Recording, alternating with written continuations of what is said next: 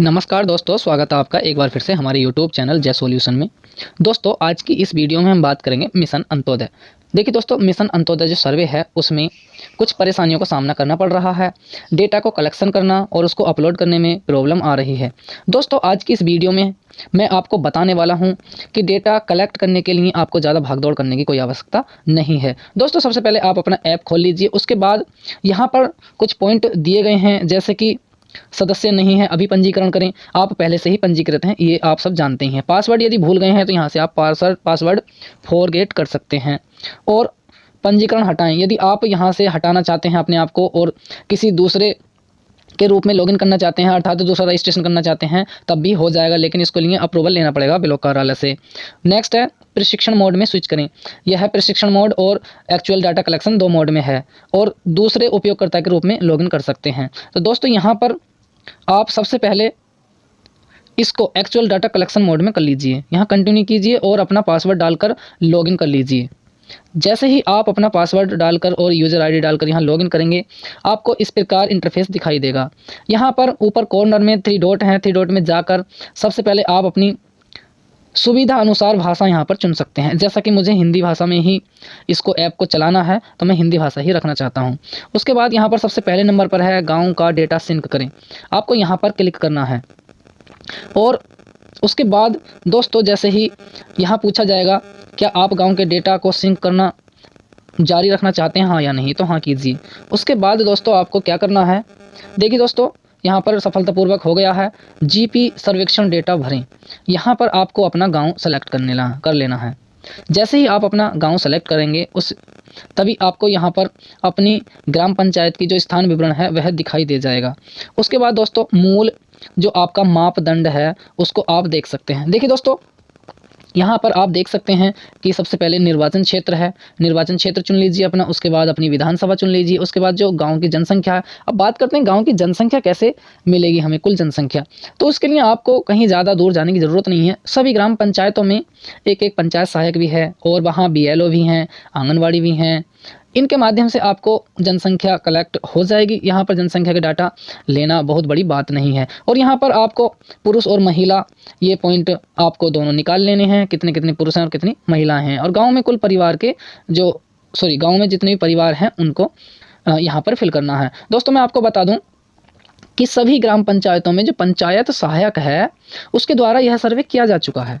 उसके पास सारा डेटा रखा हुआ है, तो इसलिए वहाँ से लेने में बहुत आसानी रहेगी। इसके अलावा बहुत सारी चीज़ें ऐसी बताने वाला हूँ मैं आपको कि आपको कुछ नहीं करना है, सीधा गूगल से ही आधे से ज़्यादा डेटा आपको गूगल से ही मिल जाएगा। नेक्स्ट पॉइंट है दोस्तों, यहाँ इंपॉर्टेंट पॉइंट है ग्राम पंचायत में निर्वाचित प्रतिनिधियों की कुल संख्या। तो दोस्तों, यहाँ पर आपके जो ग्राम पंचायत सदस्य होते हैं वह आएंगे और आपके जो प्रधान हैं वह आएंगे। यहाँ पर ग्राम पंचायत लेवल का ही प्रतिनिधि की संख्या मांगी गई है, इसके अलावा कुछ नहीं देना है आपको। दोस्तों, यहाँ पर एक इम्पोर्टेंट पॉइंट और है, जीपी में राष्ट्रीय ग्राम स्वराज अभियान के तहत उन्मुख निर्वाचित प्रतिनिधि की संख्या। तो दोस्तों, यह थोड़ा सा विस्तार पूर्वक है, क्योंकि मैं आपको बता दूं यहाँ पर एक योजना चलाई गई थी सन 2018 में और 2018 से लेकर 2022 तक ही इस योजना को रखना चाहती थी सरकार, लेकिन इसको फिलहाल अब बढ़ाकर 1 अप्रैल 2022 से लेकर 31 मार्च 2026 तक इसको कर दिया गया है।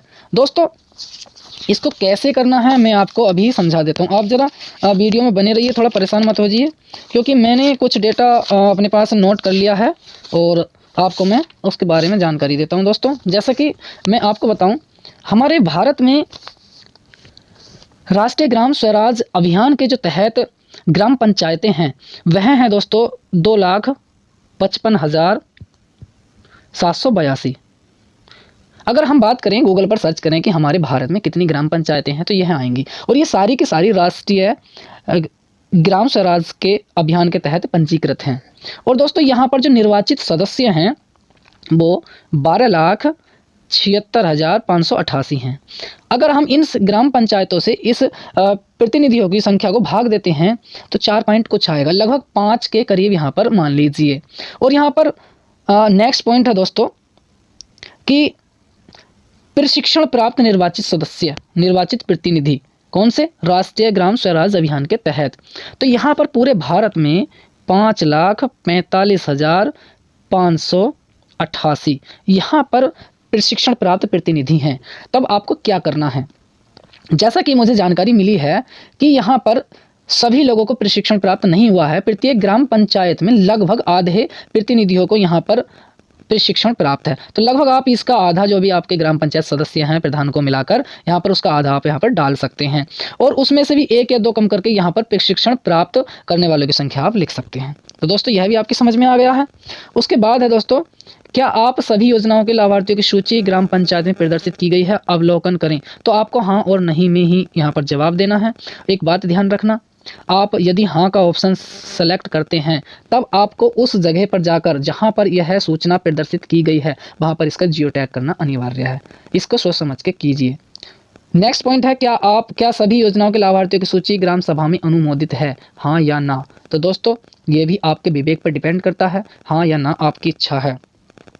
नेक्स्ट 12 नंबर का पॉइंट है, क्या सूचना पटल पर प्रदर्शित कार्यों की सूची उपग्राम के भीतर है जिसे बस्ती द्वारा किया जाता है। यह भी आपके गांव के हिसाब से है। आप देख लीजिए कहीं पंचायत भवन बना हुआ है, उस पर कोई सूचना पट लिखा हुआ है कि हाँ भाई यहाँ पर गांव के लाभार्थियों की सूची है या नहीं है, या कार्य क्या किया जा रहा है, क्या करने जा रहे हैं, ऐसा कुछ है तो आप हाँ कर दीजिए, अन्यथा कोई बात नहीं है।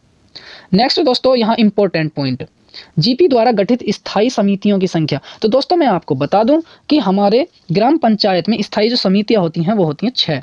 नंबर 1 नियोजन एवं विकास समिति, लिख लीजिए आप मेरे साथ साथ। नंबर 2 शिक्षा समिति। नंबर 3 प्रशासनिक समिति, आप लिख सकते हैं। नंबर 4 निर्माण कार्य समिति। नंबर 5 परिवार कल्याण समिति। नंबर 6 जल प्रबंधन समिति।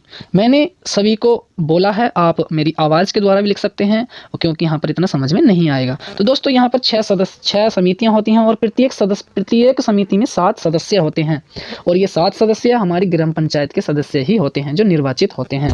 दोस्तों इससे आगे भी 1-2 क्वेश्चन बनने वाले हैं, इसलिए मैं आपको बता रहा हूँ कि इनको थोड़ा ध्यान में रखिएगा।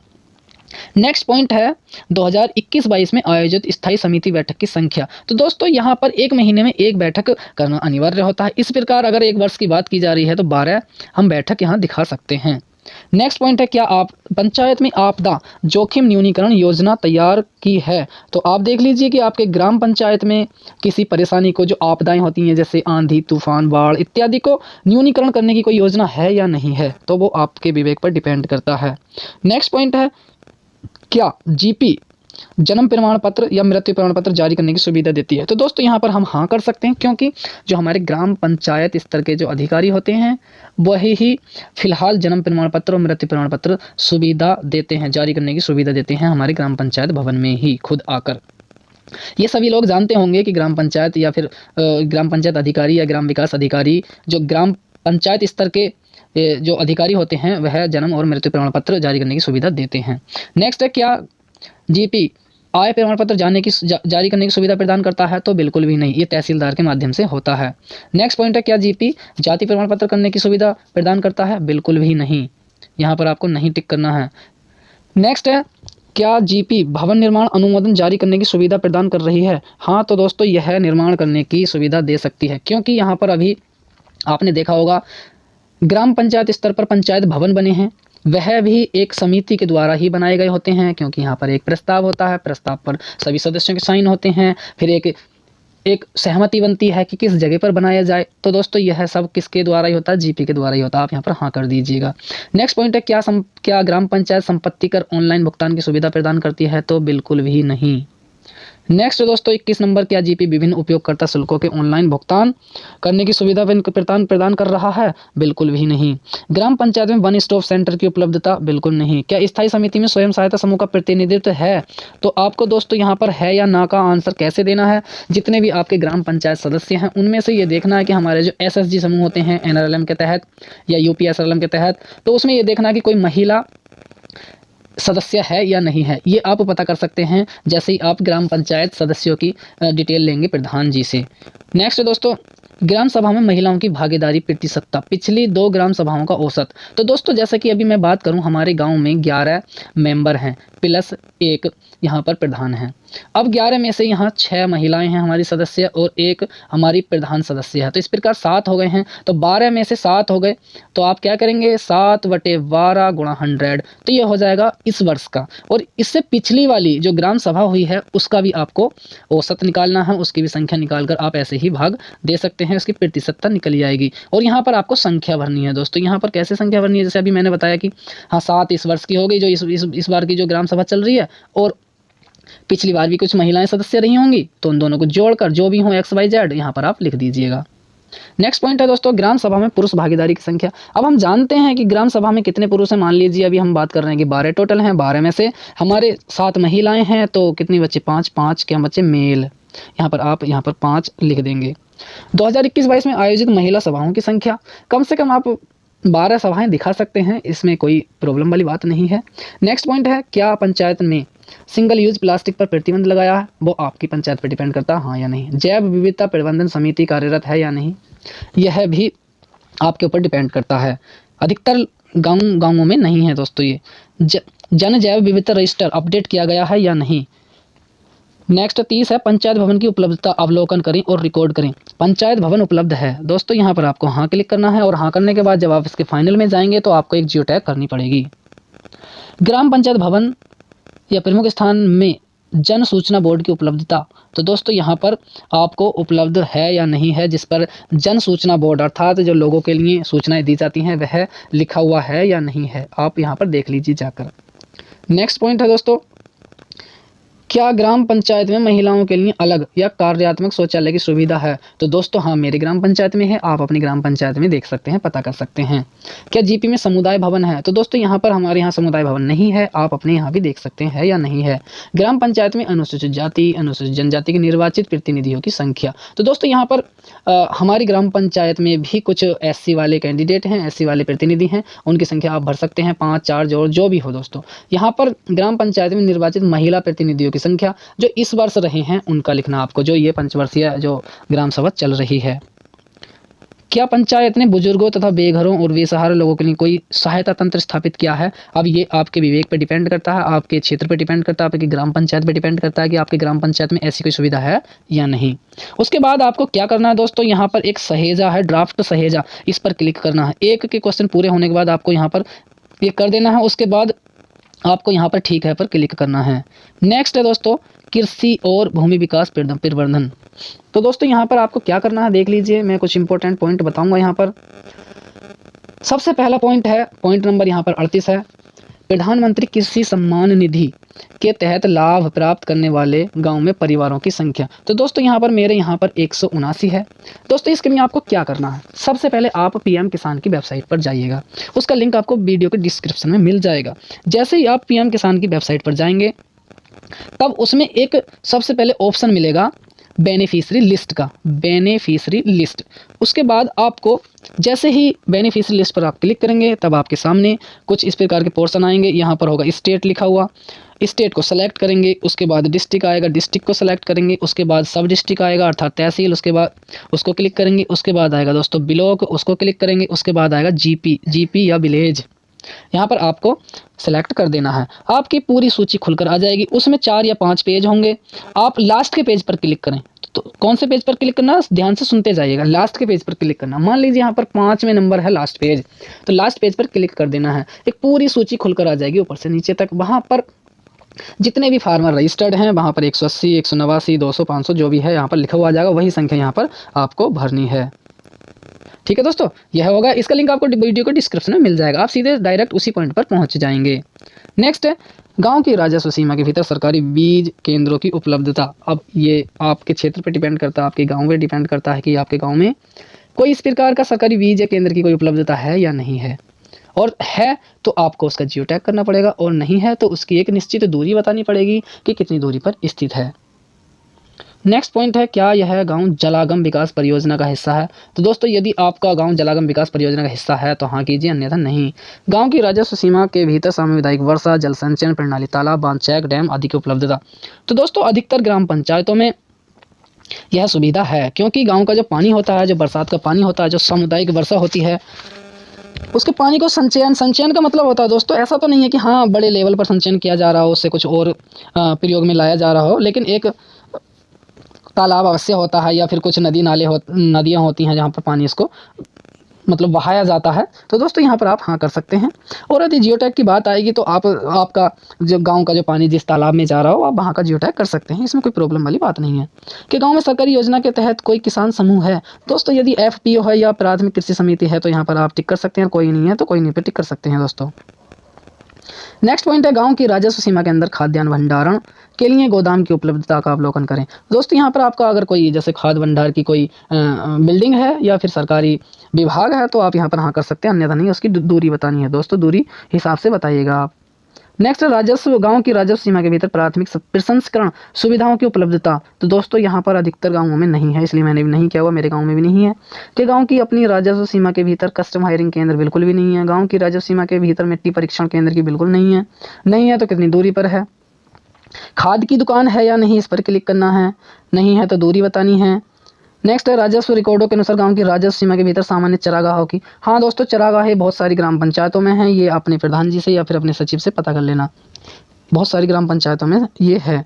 नेक्स्ट दोस्तों यहाँ पर प्रधानमंत्री किसान पेंशन योजना, इसका डेटा आप दोस्तों अपने कृषि विभाग से ले सकते हैं या फिर अपने लेखपाल से ले सकते हैं। ये दोस्तों क्या होता है, प्रधानमंत्री किसान पेंशन योजना एक प्रकार की प्रधानमंत्री श्रम योगी मानधन योजना का ही परिवर्तित रूप है। और यहाँ पर एक मिनिमम 18 साल से ऊपर के ही व्यक्ति यहाँ पर पेंशन का लाभ ले सकते हैं, और इस पेंशन का लाभ 60 साल की एज के बाद लिया जाता है। तो यहाँ पर आप देखिए, मान लीजिए कि आपके यहाँ पर बहुत सारे सम्मान निधि से रजिस्टर्ड किसान हैं, तो उनमें से मुश्किल से 10-15% लोगों का ही ये होता है, अन्यथा नहीं होता है। नेक्स्ट पॉइंट है दोस्तों फसल बीमा योजना। फसल बीमा योजना के लिए आपको एक्चुअल जो बताएंगे वैसे बैंक वाले और लेखपाल जी, ये दोनों मिलकर बता सकते हैं, और एक बार आप इनसे पता कर लीजिएगा। गांव में वर्तमान में जैविक खेती करने वाले परिवारों की संख्या। देखिए दोस्तों, हमारे गांव में तो कोई जैविक खेती करने वाला कोई परिवार नहीं है, लेकिन आप अपने गांव में पता कर लीजिए जैविक खेती से जो खेती कर रहे हैं वो कौन कौन हैं। नेक्स्ट है पिछले वित्तीय वर्ष 2021-22 के दौरान गाँव में मृदा स्वास्थ्य कार्ड प्राप्त करने वाले परिवारों की संख्या। यह भी दोस्तों आपके यहाँ से जो कृषि विभाग है और उनके द्वारा बताया जाएगा। नेक्स्ट पॉइंट है गांव की सिंचाई का मुख्य स्रोत। देखिए आपके यहाँ अगर नहरें हैं तो नहरें लिखिए, सतही जल है तो सतही जल लिखिए, अन्यथा कुएं नलकूप वगैरह ही सबसे ज़्यादा हैं। नेक्स्ट दोस्तों ड्रिप या स्प्रिंकलर सिंचाई का उपयोग करने वाले परिवारों की संख्या। दोस्तों ड्रिप वाली जो सिंचाई होती है उसमें पाइप लगे हुए होते हैं, और ये पाइप एक निश्चित दूरी तक मतलब दबे होते हैं ज़मीन में, और उसमें से फुहार के द्वारा सिंचाई की जाती है। हमारे गांव में ऐसा कुछ नहीं है, तो इसलिए हमने ये 0 लिखा है, और यहाँ पर भी 0 ही लिखना है दोस्तों। उसके बाद यहाँ पर सहेजे पर क्लिक करें, सहेजे पर क्लिक करेंगे तब आपका ये डेटा सुरक्षित हो जाएगा। नेक्स्ट है पशुपालन। क्या गाँव में पशुधन विस्तार सेवाएँ हैं, उपलब्ध हैं तो ठीक है, अन्यथा नहीं कीजिए। दोस्तों ये बहुत ही आसान है, यहाँ पर आप खुद भी कर सकते हैं। नेक्स्ट मैं जो इम्पोर्टेंट पॉइंट है उन्हीं को लेकर चलता हूँ, क्योंकि वीडियो बहुत ज़्यादा लंबा हो जाएगा। यहाँ पर आपके गांव में यदि कोई मत्स्य पालन से संबंधित व्यक्ति हैं, जो परिवार है, व्यक्तिगत हो या फिर आपका सामुदायिक हो, तो आप यहाँ पर बता सकते हैं। आप बात करते हैं ग्रामीण विकास की, तो दोस्तों यहाँ पर गाँव में कच्ची दीवार छत वाले परिवारों की संख्या, आप यहाँ पर मैंने ऐसे ही डेटा भर रखा है, आप अपने हिसाब से भर लीजिएगा। और यहाँ पर कुछ परिवार आप अपने गांव के आसपास, गांव में जो आसपास के व्यक्ति होते हैं देखते होंगे कि हाँ किसी का घर मकान कच्चा है, तो आप वहाँ पर उसकी संख्या दे सकते हैं। एक व्यक्ति का कच्चा या 2 का, 4 का, 5 का, मैंने ये ऐसी संख्या दे रखी है आपको समझाने के लिए।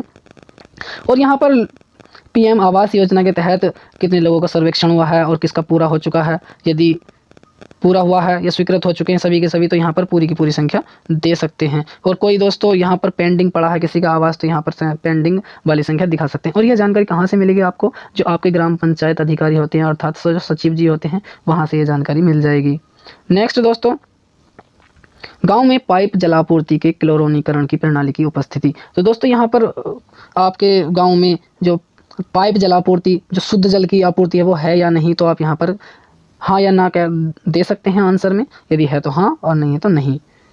और दोस्तों यहाँ पर फील्ड टेस्ट किट का प्रयोग हुआ या नहीं हुआ है, तो आप यहाँ पर परीक्षण की व्यवस्था बता सकते हैं। कि मिशन जो हमारा जल जीवन मिशन था, उसमें आपने एक न्यूज़ देखी होगी कि प्रत्येक ग्राम पंचायत से 5 लड़कियां रखी जा रही हैं जल सखी के नाम से।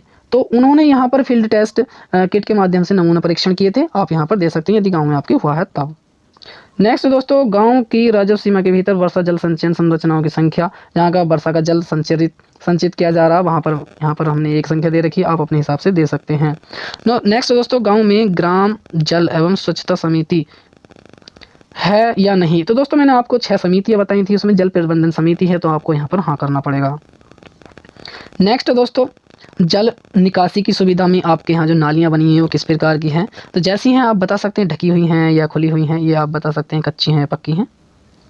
और दोस्तों यहाँ पर नेक्स्ट पॉइंट है, क्या इस गांव के लिए परिभाषित समुदाय अपशिष्ट निपटान प्रणाली मौजूदा है। तो ये अधिकतर गाँवों में नहीं है। नेक्स्ट है, क्या ओडीएफ प्रमाण पत्र। देखिए दोस्तों यहाँ पर आपको बताना है कि गांव में शौच मुक्त यानी कि खुले में शौच मुक्त अर्थात ओडीएफ ग्राम पंचायत हो चुकी है या नहीं। तो यहाँ पर आपको बहुत ही अच्छे मतलब सोच समझ कर आंसर देना है इसका, क्योंकि ओडीएफ प्रमाण पत्र भी ग्राम पंचायत के पास होना चाहिए। यदि आप लिख दो यहाँ हाँ और ग्राम पंचायत में ओडीएफ प्रमाण पत्र ना हो तो प्रॉब्लम आ सकती है। और यहाँ पर नल कनेक्शन, देखिए दोस्तों नल कनेक्शन की बात करें हम, यहाँ पर जो जितने भी जल आपूर्ति हो रही है आजकल जल जीवन मिशन के तहत पाइपलाइन बिछाई जा रही है, वहाँ पर कनेक्शन जितने लोगों ने लिए हैं उनकी संख्या भरनी है। नेक्स्ट, यहाँ पर सामुदायिक शौचालय की संख्या और दिव्यांग शौचालय है या नहीं, ठोस अपशिष्ट नियमित रूप से एकत्र किया जा रहा है या नहीं। ये गांव में ऐसे परिवारों की संख्या जिनमें स्वच्छ शौचालय नहीं है, तो 1-2 जरूर होते हैं अगर ओडीएफ नहीं है तब। नेक्स्ट पॉइंट है दोस्तों, देखिए दोस्तों बहुत बाकी डेटा बचा, हम थोड़ा जल्दी करेंगे। सड़कों से संबंधित आप अपने आप ही लगा देना कि कौन कौन सी सड़कें किस प्रकार की हैं। पारंपरिक ऊर्जा वगैरह यहाँ पर आपको थोड़ा समझना पड़ेगा। गांव में घरेलू उपयोग के लिए बिजली की उपलब्धता, आपके यहाँ कितने घंटे बिजली आती है वो देना है। सौभाग्य योजना के तहत लाभ प्राप्त करने वाले परिवारों की संख्या, आपके यहाँ यदि कोई बिजली विभाग से संबंधित कर्मचारी है तो आप उससे ये पता कर सकते हैं कि हमारे यहाँ पर सौभाग्य योजना के तहत प्राप्त लाभ यानी कि लाभ प्राप्त करने वाले परिवारों की संख्या कितनी है, ये आपको मिल जाएगा। दोस्तों यहाँ पर सौर ऊर्जा पवन ऊर्जा से संबंधित कोई परिवार है तो दे देना है, अन्यथा कोई बात नहीं है। गांव में प्रधानमंत्री उज्ज्वला योजना, दोस्तों जो हमारा जो फ्री सिलेंडर मिले थे उज्ज्वला योजना के तहत उसकी संख्या यहाँ पर भरनी है। आपके यहाँ पर कोई भी जो सिलेंडर पहुँचाता है आप उससे यहाँ संपर्क कर सकते हैं, 1-2 संख्या ऊपर नीचे हो जाएगी, कोई प्रॉब्लम वाली बात नहीं है। नेक्स्ट है एलपीजी बायोगैस का उपयोग करने वाले परिवारों की संख्या। तो दोस्तों यहाँ पर मैं आपको बता दूं, जैसे कि मेरे गाँव में 303 परिवार हैं, 303 परिवारों में से 290 परिवार ऐसे हैं जो एलपीजी गैस का यूज़ करते हैं। तो आप अपने हिसाब से जितने परिवार हैं उससे 10-20 कम करके भी संख्या यहाँ दे सकते हैं अगर एक्चुअल डाटा ना मिले तब। नेक्स्ट दोस्तों, सौर ऊर्जा, अगर आपके यहाँ स्ट्रीट लाइटें लगी हुई हैं तो आप यहाँ पर उनकी संख्या दे सकते हैं। और यहाँ पर पंप सेट, जो हमारे पानी चलाने वाले होते हैं पंप सेट सौर ऊर्जा वाले, उसकी संख्या दे सकते हैं। हमारे यहाँ पर 1 है, हमने यहाँ पर संख्या दे दी है। नेक्स्ट पॉइंट है दोस्तों कॉमन सर्विस सेंटर। यहाँ पर दोस्तों आपको बताना है कि कॉमन सर्विस सेंटर सीएससी है या नहीं है। तो दोस्तों यहाँ पर प्रत्येक गांव में एक सीएससी जरूर है, मेरी निगाह में सभी गांवों में एक सीएससी है। अब वो पंचायत भवन में है या उससे अलग है ये आपको देना है। और दोस्तों यहाँ लिखा है गाँव की राजस्व सीमा के भीतर कोई पक्का भवन बैंक शाखा उपलब्ध है या नहीं। यदि आपके गाँव में कोई बैंक है तो बैंक की यहाँ स्थिति देनी है, अन्यथा नहीं है। वो वाली बैंक ना दे देना जो ग्राम पंचायतों में एक जनसेवा केंद्र पर पैसे की निकासी करते हैं और छोटा मिनी एटीएम कार्ड रख देते हैं, वो बैंक नहीं मानी जाती है, उसको नहीं देना है। और यदि नहीं है तो कितनी दूरी पर है यह भी देना है। कोई बैंक शाखा एटीएम के अलावा अन्य स्थानों पर बैंकिंग सेवाएं प्रदान करने के लिए बैंकों द्वारा नियुक्त खुदरा एजेंट, यदि आपके यहाँ कोई एजेंट है, जैसे कि मान लीजिए कोई भी बैंक है, प्रथम बैंक है या स्टेट बैंक है या कैनरा बैंक है, उनका कोई कियोस्क है, उनका बीसी है, तो अब आप यहाँ पर दे सकते हैं, अन्यथा नहीं। नेक्स्ट दोस्तों यहाँ पर जनधन खातों की बात कर रहे हैं। यहाँ जनधन खाते आप एक्चुअल तो डेटा नहीं मिलेगा इसका बिल्कुल भी, लेकिन आप एक निश्चित संख्या ऐसे ही अपनी अनुमानित दे सकते हैं। नेक्स्ट पॉइंट है दोस्तों, ये इतना इंपॉर्टेंट नहीं है, यहाँ हाँ दोस्तों यहाँ इंपॉर्टेंट है, इसका भी लिंक आपको वीडियो के डिस्क्रिप्शन में मिल जाएगा। जैसे ही आप राशन कार्ड की वेबसाइट पर जाएंगे तब आपको जिला सेलेक्ट करने को मिलेगा, सबसे पहले डिस्ट्रिक्ट सेलेक्ट करने को मिलेगा, उसके बाद आपको ब्लॉक मिलेगा। यदि ग्रामीण क्षेत्र में है तो ब्लॉक, अन्यथा नगर निगम वगैरह नगर पंचायत वगैरह मिल जाएंगी। वहाँ पर आपको डीलर का नाम मिल जाएगा और उस डीलर के नाम के आगे ही आपको अंत्योदय और PHH की संख्या मिल जाएगी। जैसे कि हमारे यहाँ 267 और 17 अंत्योदय कार्ड है यहाँ पर मिल गई है। और यहाँ पर एक पॉइंट और समझने की है कि 2021-22 में राष्ट्रीय खाद्य सुरक्षा अधिनियम के तहत पात्र परिवारों की कुल संख्या, दोस्तों अगर हम पात्र परिवारों की बात करें तो पात्र तो थे 290, क्योंकि हमारे यहाँ पर 303 तो टोटली परिवार हैं। कुछ इसमें अमीर हैं जो PHH की श्रेणी में नहीं आ रहे हैं, तो 290 परिवार लगभग ऐसे हैं जो पात्र हैं। उनमें से भी 2021-22 में 284 परिवारों को खाद्यान्न प्राप्त हुआ है। बाकी कुछ बाहर रहते हैं या फिर किसी कारणवश नहीं ले पाए हैं, तो यह उस प्रकार संख्या यहाँ पर दी गई है। दोस्तों आपको बहुत ही सोच समझ कर यहाँ पर डेटा भरना है। पुस्तकालय की बात करें, गाँव में पुस्तकालय है तो ठीक है, अन्यथा नहीं। यहाँ मनोरंजन के केंद्र, यहाँ दोस्तों थोड़ा इंपॉर्टेंट पॉइंट है, गाँव की राजस्व सीमा के भीतर प्राथमिक अनुभाग वाले विद्यालयों की संख्या। आपके यहाँ कितने विद्यालय हैं? प्राथमिक विद्यालय आपके यहाँ 1 हैं 2 हैं, आप यहाँ पर दे सकते हैं। और नीचे यदि आपका नहीं है तो आप यहाँ पर उसकी किलोमीटर में संख्या मतलब दूरी बताएंगे। नेक्स्ट दोस्तों यहाँ पर एक बहुत ही इंपॉर्टेंट पॉइंट, गांव में वर्तमान में स्कूल में नामांकित बच्चों की कुल संख्या। यह डेटा कलेक्ट करना थोड़ा मतलब इम्पॉसिबल है, ऐसा भी नहीं है कि बिल्कुल असंभव ही हो, आप अंदाजे से भी लगा सकते हैं। अन्यथा आप अपने आसपास का जो अपने स्कूल हैं उनके जो टीचर्स हैं उनसे भी पूछ सकते हैं कि हाँ भाई 6 से 14 वर्ष तक के जो बच्चे हैं उनकी जो संख्या आपके स्कूल में वो कितनी है, उससे भी आप डेटा कलेक्ट कर सकते हैं। यह उसी प्रकार डेटा कलेक्ट किया गया है, आप भी इसी प्रकार कर सकते हैं। और दोस्तों यहाँ पर नीचे चलते हैं, स्वास्थ्य एवं पोषण, इसको थोड़ा समझ लीजिए, यहाँ थोड़ा समझने वाली बात है। यहाँ आपके गांव में राजस्व सीमा के भीतर उपकेंद्र PHC और CHC है या नहीं। यदि आपके यहाँ प्राथमिक जो उपचार करते हैं वो वाली छोटी सी अस्पताल होती है वो है या नहीं है, इस प्रकार का कोई है तो आप यहाँ पर हाँ या ना में जवाब दे सकते हैं, नहीं है तो दूरी बतानी है। नेक्स्ट पॉइंट है दोस्तों, आपके यहाँ पर आंगनबाड़ी की संख्या कितनी है, 1 या 2। नेक्स्ट है दोस्तों यहाँ पर यह संख्या केवल आप आंगनबाड़ी से ही लें। 0 से 3 वर्ष के बच्चों की कुल संख्या यहाँ पर देनी है, और 0 से 3 वर्ष के AWC से जोड़े जाएंगे यहाँ पर दोस्तों, यह भी इतना ही देना है। और यहाँ पर 3 से 6 वर्ष के बच्चों की संख्या, उसके बाद यहाँ पर 3 से 6 वर्ष के कुल संख्या जो प्रत्येक आंगनवाड़ी से अलग मतलब केंद्र से जो संख्याएं जोड़ी जाएं।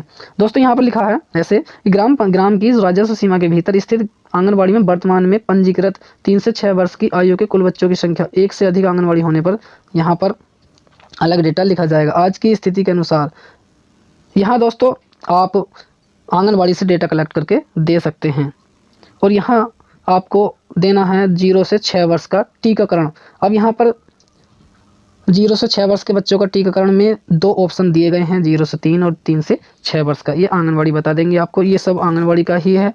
आप यहाँ पर बहुत ही सोच समझ कर उनसे पूछकर आंगनवाड़ी से तभी डेटा सबमिट करें। सबमिट नहीं करना है डायरेक्टली, पहले ड्राफ्ट सहेजना है। उसके बाद नेक्स्ट पॉइंट है दोस्तों, गाँव में सरकारी योजना के तहत विकलांग लाभ प्राप्त करने वाले शारीरिक रूप से विकलांग व्यक्तियों की संख्या। दोस्तों इसका भी लिंक मैं आपको वीडियो के डिस्क्रिप्शन में दे दूंगा। जैसे ही आप उस लिंक पर जाएंगे तब आपको 3 ऑप्शन मिलेंगे, विकलांग, वृद्धा और निराश्रित या विधवा। आप तीनों पर कोई से पे भी जिसका भी डेटा कलेक्ट करना है आप वहां पर क्लिक करेंगे। उस पर क्लिक करने के बाद वहां पर आएगा कौन से ईयर का देखना है आपको, तो आप वर्तमान ईयर का ही देखें। वर्तमान ईयर की सूची पर क्लिक करेंगे तब आपको जिला खोलने के लिए आएगा, उसके बाद ब्लॉक आएगा, उसके बाद ग्राम पंचायत आ जाएगी, उसके बाद यहाँ पर सूची आ जाएगी। आप वहाँ पर देख सकते हैं कितने ओल्ड एज वाले हैं और कितने विकलांग हैं और कितने विडो हैं अर्थात विधवा हैं। इस प्रकार आप देख सकते हैं। और आपको यहाँ पर ऐसे देखने में परेशानी आए तो जो आपका पंचायत सहायक है उसके पास इसका रिकॉर्ड है। नेक्स्ट है दोस्तों गरीबी उन्मूलन। यहाँ पर इंपॉर्टेंट पॉइंट है दोस्तों, मनरेगा के तहत गाँव में वर्तमान में जॉब कार्ड धारकों की व्यक्तियों की संख्या। तो दोस्तों जॉब कार्ड की लिस्ट देखने के लिए भी आपको वीडियो के डिस्क्रिप्शन में एक लिंक मिल जाएगा। उसके लिए आपको क्या करना है, सबसे पहले देखिए जॉब कार्ड देखने के लिए आपको चले जाना है नरेगा की वेबसाइट पर। जैसे ही आप नरेगा की वेबसाइट पर जाएंगे तब आपको दूसरे या तीसरे नंबर पर मिल जाएगा ग्राम पंचायत, सुनते रहना आप, ग्राम पंचायत मिलेगा। उसके बाद फिर उस पर क्लिक करेंगे, उसके बाद एक छोटे से उसमें लिखा हुआ है ग्राम पंचायत जॉब कार्ड मस्ट्रोल इत्यादि, आप उस पर क्लिक करेंगे। उसके बाद उसमें लिखा हुआ आ जाएगा एप्लीकेशन रजिस्टर, जैसे ही आप वहाँ पर क्लिक करेंगे तब आपके सामने पूरी लिस्ट खुलकर आ जाएगी और सबसे लास्ट में आपको मिल जाएगा कि आपके गांव में कितने जॉब कार्ड धारक हैं। नेक्स्ट दोस्तों 2021-22 में 22 के तहत गांव में रोजगार प्राप्त व्यक्तियों की संख्या, नरेगा के तहत कितने लोगों ने रोजगार प्राप्त किया है। तो दोस्तों ऐसा तो होता नहीं है कि 100% लोगों ने मतलब यहाँ से कार्य प्राप्त किया हो, लाभ प्राप्त किया हो। तो दोस्तों यहाँ पर आप अपने हिसाब से दे सकते हैं, अन्यथा आप रोजगार सेवक से पूछ सकते हैं। यहाँ एक इम्पोर्टेंट पॉइंट और है, चालू वित्त वर्ष 2022-23 के लिए कुल स्वीकृत श्रम बजट। दोस्तों 31 मार्च नज़दीक ही है। इसको देखने के लिए आप क्या करेंगे, यहाँ पर एक्चुअल तो खैर मैं नहीं बताऊंगा कि ये बिल्कुल एक्चुअल ही होता है, लेकिन एक आपको संभावना व्यक्त हो जाएगी। यहाँ पर जितना भी खर्च होया है 2022-23 के वित्तीय वर्ष में वो आपको मिल जाएगा। देखिए आपको क्या करना है, नरेगा MIS पर जाना है। आप सुनते रहिएगा, कहाँ जाना है, नरेगा MIS। इसका लिंक भी आपको वीडियो के डिस्क्रिप्शन में मिल जाएगा, डायरेक्ट वेबसाइट पर ही जाएगा। उसके बाद आपको जाना रिपोर्ट पर जाएंगे। उसके बाद आपको R7 मिलेगा लेफ्ट साइड में। उसके बाद आपको उसी में R7 में मिल जाएगा फाइनेंशियल स्टेटमेंट। फाइनेंशियल स्टेटमेंट में सबसे पहले नंबर पर है, वहाँ पर क्लिक करना है। उसके बाद आपको डिस्ट्रिक्ट, ब्लॉक, ग्राम पंचायत, फिर आपको 3 कॉलम मिलेंगे। दोस्तों ध्यान देना, 3 कॉलम, अनस्किल्ड, उसके बाद सेमी स्किल्ड, उसके बाद मटेरियल। तो दोस्तों जो अनस्किल्ड होता है वही हमारा लेबर बजट होता है। ये बजट नहीं है दोस्तों, यहाँ एक्सपेंसेस है, मतलब खर्च। अब मान लीजिए हमारे यहाँ पर 7 लाख रुपए हमने 2022-23 में खर्च किए हैं, तो जो बजट स्वीकृत हुआ होगा इससे तो अधिक ही हुआ होगा, इससे कम तो हुआ नहीं होगा। तो इसलिए यहाँ पर एक अनुमान भी लगाया जा सकता है कि 7 लाख अगर खर्च किया गया है 2022-23 में 31 मार्च तक, तो यहाँ पर 10 लाख या 12 लाख इसका बजट जरूर आया होगा। इस प्रकार आप यहाँ पर लगा सकते हैं हिसाब, लिंक वीडियो के डिस्क्रिप्शन में है। नेक्स्ट दोस्तों, वर्तमान में गांव की राजस्व सीमा के भीतर NRLM के तहत SSG की संख्या। इसके लिए भी दोस्तों वीडियो के डिस्क्रिप्शन में आपको एक लिंक मिल जाएगा NRLM का, NRLM। जैसे ही आप NRLM की वेबसाइट पर जाएंगे तब आपको यहाँ पर मिलेगा SSG ब्लॉक वाइज लिस्ट। जैसे ही आप वहाँ पर क्लिक करेंगे तब आपको स्टेट सेलेक्ट करना है, उसके बाद डिस्ट्रिक्ट सेलेक्ट करना है, उसके बाद ब्लॉक सेलेक्ट करना है, उसके बाद ग्राम पंचायत सेलेक्ट करना है। ध्यान से सुनते रहना। जैसे ही आप ग्राम पंचायत सेलेक्ट करेंगे तब आपके सामने 4, 5, 6, 7, 8 जितने भी पेजों की एक लिस्ट खुलकर आएगी। वहाँ पर आपको एक राइट साइड में PDF का निशान दिखाई देगा, आप वहाँ पर क्लिक कीजिएगा PDF पर। तो जितने भी गाँव के SSG समूह है उसकी PDF आपको नीचे दिख जाएगी और वहाँ पर सारे जितने भी सदस्य हैं सब दिख जाएंगे। आपको क्या करना है, वहाँ पर मान लीजिए सबसे पहला मान लीजिए कि बालाजी समूह है और दीपिका समूह है, रानी लक्ष्मी समूह है। इस प्रकार आपको सारी मिल जाएगी और उसमें सदस्यों की संख्या भी मिल जाएगी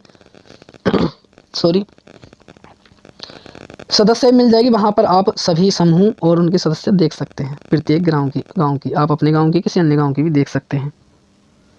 नेक्स्ट दोस्तों, गांव में राजस्व सीमा के साथ SSG में जुटाए गए परिवारों की संख्या। तो दोस्तों यहाँ पर 5 समूह हैं। मान लीजिए मेरे गांव में यहाँ पर 59 सदस्य हैं, 59, और इसमें 2-3 घरों में ऐसे सदस्य हैं जो डबल मतलब एक ही परिवार से 2 सदस्य भी हैं। इस प्रकार हमारे यहाँ पर 55 सदस्य ऐसे हैं, 55 परिवार ऐसे हैं जो SSG से जुड़े हुए हैं।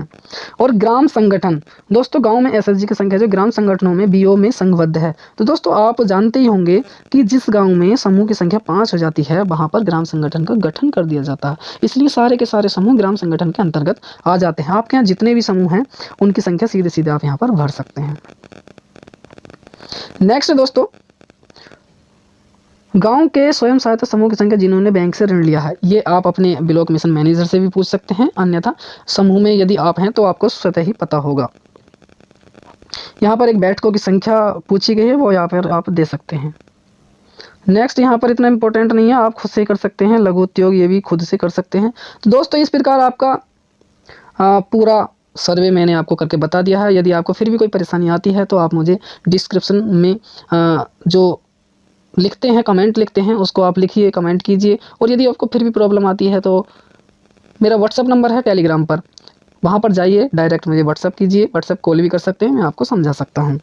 तो दोस्तों आज की इस वीडियो में बस इतना ही, और वीडियो को लाइक करना ना भूलें क्योंकि बहुत मेहनत की है मैंने इस वीडियो को बनाने में। तो चलिए दोस्तों, इससे आगे की वीडियो मैं जल्द लेकर आऊँगा, किसको कैसे अपलोड करना है, कैसे जियो टैग करना है, कैसे PDF बनानी है, कैसे वीडियो अपलोड करनी है दोस्तों, इसके लिए मैं एक अलग से वीडियो बना दूंगा। तो चलिए दोस्तों, मिलते हैं किसी नेक्स्ट वीडियो नेक्स्ट टॉपिक के साथ, तब तक के लिए